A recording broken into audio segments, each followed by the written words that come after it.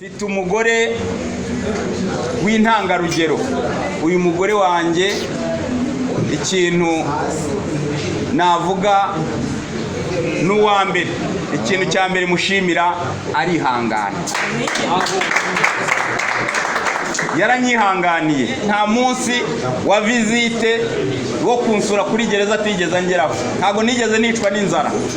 Nongere mbisubiremo, ntago byari byoroshye kuba umuntu ashobora kwihangana, akihanganira ibyamvugwagaho na bamwe, akihanganira abamuhamagara bamuca intege.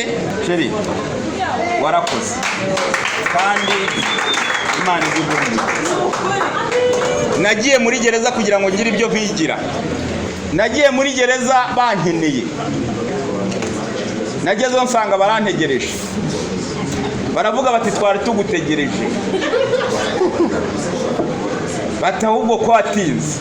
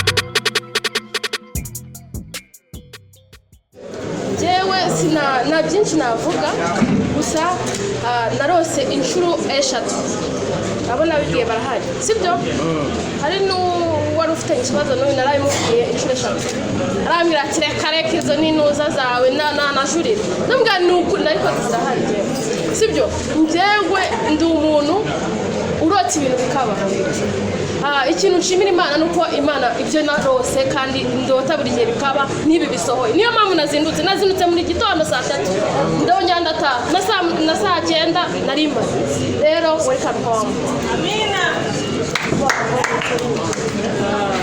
nukuri kandi na mama nizere ko meze neza yes ndizera ko ibintu bimeze neza sindi mu mutima wa Ndimbati nubwo ndi mu mutima wa madamu we ariko ndizera ko bose barishimye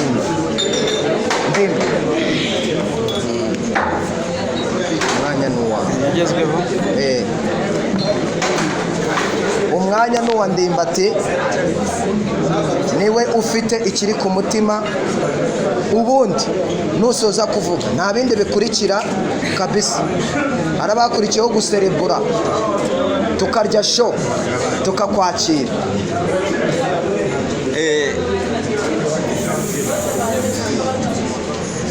reka ndagerageza kuvuga cyane kuko n'ubundi nsanzwe nzi kuvuga ni nabyo byari bintunze kuvuga rero ntabwo ari bibi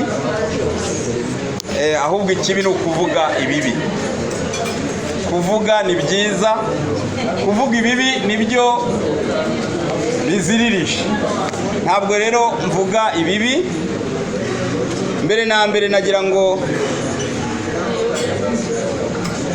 mumfashe buri wese ashima Imana mu mutima we yumve ko abivuze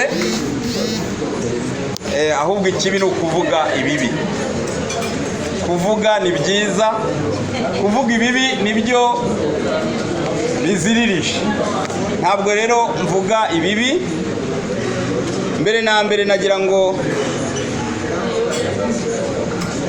mumfashe buri wese ashima Imana mu mutima we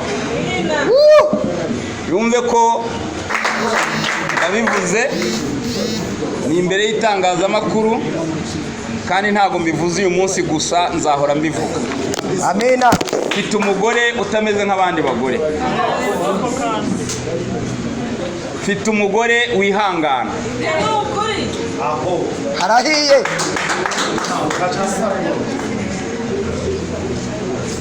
mfite umugore w'intangarugero uwashaka uko yabyita kose ariko uyu mugore wanjye ikintu navuga n'uwa mbere mu bintu byose ni inyangamugayo uwo bagirana ikibazo yaba ari udashobotse ikintu cya mbere mushimira arihangana yaranyihanganiye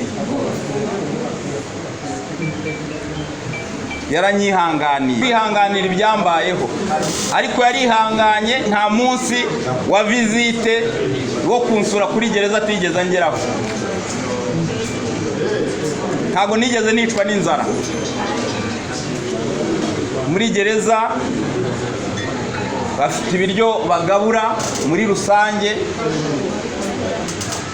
ntabwo ari bikeya bihaza ubishoboye ariko nanone biba byiza iyo ufite izindi nyunganizi ntago nigeze nicwa n'inzara yagiye akora ko ashoboye kose munafatanyije namwe icyo ndabashimira hari ibyo bita amajeto batwohererezaga iyo bakohereje amafaranga ujya kumva ukumva baraguhamagaye bati hari jeto yawe iri hano ntabwo yigeze rero atezuka kunyitaho no gukomeza kunyihanganira buriya rero umuntu wihangana kandi w'inyangamugayo umubona mu gihe cy'akaga nk'iki nongere mbisubiremo ntabwo byari byoroshye kuba umuntu ashobora kwihangana akihanganira ibyamvugwagaho na bamwe, akihanganira abamuhamagara bamuca intege, akihangana abamuhamagara bamunyega, na n'ubu tukaba duhagararanye. Sheri warakoze kandi Imana iguhe.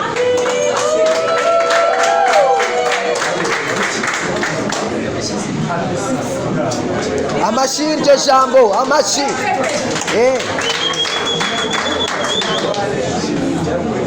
Kandi ubu bunyangamugayo ndabizi ntabwo ngiye kuba ngo uzabukomeze, nuko kwihangana bizahore bikuranga kandi tuzafatanya tubisakaze no mu bandi. Ababishaka bazajye batwegera, urugo rwacu n'ubundi ni intangarugero nubwo hataburamo ibintu nk'ibi. Ibi rero byabaye byagombaga kubaho. Ngewe nuko mbyakira iyi tariki, uyu munsi twakagombye kuba turi kumwe hano.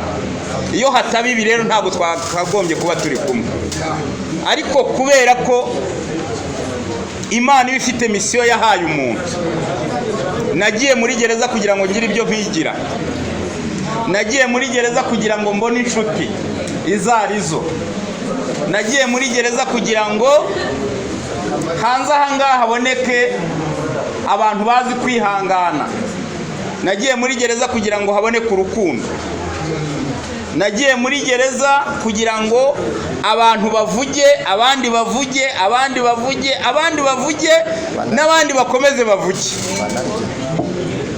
Nagiye muri gereza bankeneye, nagezeho nsanga barantegereje, baravuga bati twari tugutegereje, bati ahubwo ko watinze, bati twagufanaga twagukundaga tutakureba none tugize amahirwe. Baraza bakajya bankoraho. Hari harimo abantu bakatiye burundu ubuzima bwe atazasubira hanze, harimo abantu bakatiye imyaka 30, harimo abakatiye 5, harimo abakatiye 10, 15, 25 nk'iyo bansabiraga. Ariko abo bantu bose nagezeho banyereka urukundo, barambwira bati twari tugutegereje, nushaka bakurekure mu gitondo witane, ariko twari tugutegereje kugira ngo tukubone. Nanabwira abakinnyi bari hano ba sinema ko rwose muri gereza turakunzwe, ntabwo mvuze ngo mujyeyo, ariko nabyo ntabwo ndi bubibahishe, ntabwo ndi bubibahishe. Ubundi gereza ntabwo ari mbi, ahubwo ikibi ni ukuyitindamo. Ariko iyo ugezeyo ubu nababwira ngo impamyabushobozi mvanyeyo nta wundi muntu uyifite, mvanyeyo lisansi. Nabonye byinshi, numvishe byinshi, nabonye byinshi ntari kuzabona. Bivuga ngo ntabwo nagiye hariya ari uguhubuka kw'Imana, ahubwo Imana yari bifite muri gahunda. Imana yari bifite muri gahunda, yari ibizi neza ko nzagenda nkamara igihe kingana gutya nkagaruka iyi tariki tukaba twicaranye hano. Imana yari ibizi rero. Misiyo yampaye hari irarangiye, ubu ndagarutse ndakomeza misiyo zayo kandi ntabwo nzayitetereza, nzaba hafi yayo. Ndashimira kandi ubutabera bwacu, ndashimira ubutabera cyane kuko ubutabera burashishoza. Hari abantu ubundi bamwe ariko bake cyane batari kuturusha imbaraga kuko hari Imana, bifuzaga ko ntavamo, ariko ubutabera burareba burashishoza buravuga buti uriya muntu ibyo bavuga ntabwo bifite ishinga. Ndashimira RCS ishinzwe imfungwa n'abagororwa. Mu by'ukuri nagezeyo ndisanga abacungagereza guhera kuri deregiteri kugeza ko hasi nta kibazo twagiranaga. Nagezeyo nabo baravuga bati turi abafana bawe ntacyo uzabura hano. Nagiye nkora ibirori byinshi muri gereza, nyiraho mwagiye mubibona. Hari abanyamakuru, hari ibyo abanyamakuru babaga barimo, hari ibyo babaga batarimo, ariko mvuyeyo na n'ubu bavuga bati genda warakoze, twabanye neza, witwaye neza. Ntabwo ariko twabikekaga, ariko urakoze. Kugeza ubwo no mu gutinda diregiteri ntabwo yarari mu nama, ariko ngira umugisha soka hageze nawe arambwira ati Imana iguha umugisha kandi twarishimye rwose, tuzajya tunagutumira no mu bitaramo uze no gusuhuza abandi bantu usize hano. Murabyumva rero, mwabibonye aho twanyuze mu muhanda hose abantu bari bishimye kandi bari bishimiye ngewe. Ndashimira abanyarwanda rero, ndashimira abafana banjye, ndashimira abantu bose rwose bagize uruhare mu kunsengera ndetse no gutekereza ku byambayeho. Mwarakoze. Nyuma y'ubu ngubu ngiye kuruhuka, abanyamakuru rwose mwihangane nduhuke, tuzashaka igihe tuganire birambuye, gende mbagezaho amakuru n'ibyiza byagiye n'ibibi nagiye mpura nabyo. Ntago namwibagirwa, uriya we ni umuntu uza ku rwego rundi. Bari barimo bavuga wenda ngo ntago nashimiye metere wanjye we birarenze. Irene ni metere w'abasitari, metere w'abashu. Numvishe n'akandi kazina ngo ni metere w'abashu. Metere warakoze kandi na n'ubu turacyari kumwe. Ibirebana n'amategeko byose, ibyo nzajya nkora, ibyo nzajya nsabwa gukora birebana n'amategeko, ntiwibwire ngo uzaba uri kure yanjye. Ni wowe.